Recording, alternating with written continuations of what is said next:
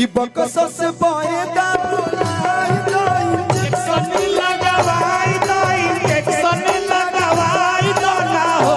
राजा हो काहे दोनी बोके लाख मोरिया हो किसाई दो ना हो राजा हो काहे दोनी बोके लाख मोरिया लगिया किसाई दो ना हो राजा हो काहे दोनी बोके लाख मोरिया हो मोरिया तू दबाई दो ना हो राजा हो काहे दोनी बोके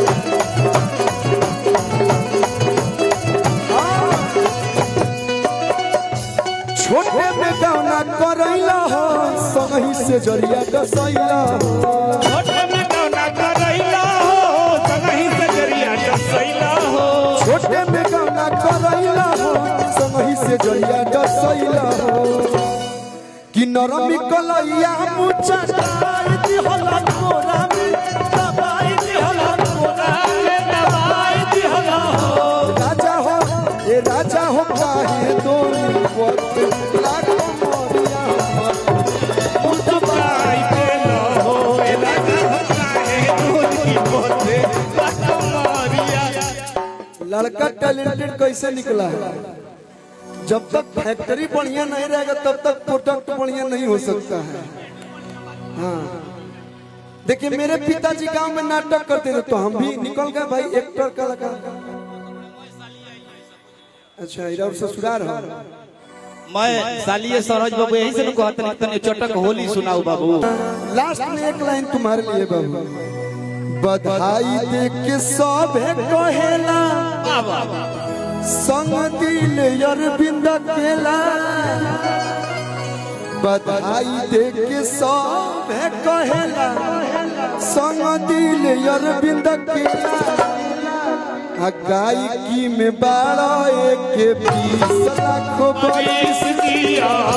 गायकी में 12 लाखों बरिस जिया जुग जुग आज थोड़ा सा हम गाँव में हल्का सा थाकल बनी असू बाबा अभी हम एक फिल्म कर रहे हैं जिसके लिए हम फोन किए थे लेकिन तुम्हारा बर्थडे था इसलिए तुम नहीं किए। उसमें जो लड़का रोल कर रहा है छोटा सा उसका भी नाम आर्यन है। स्टेज ऐप की एक OTT भोजपुरी में स्टेज ऐप एक है उसकी फिल्म कर रहा हूँ और उसमें भी जो लड़का है उसका नाम भी आर्यन है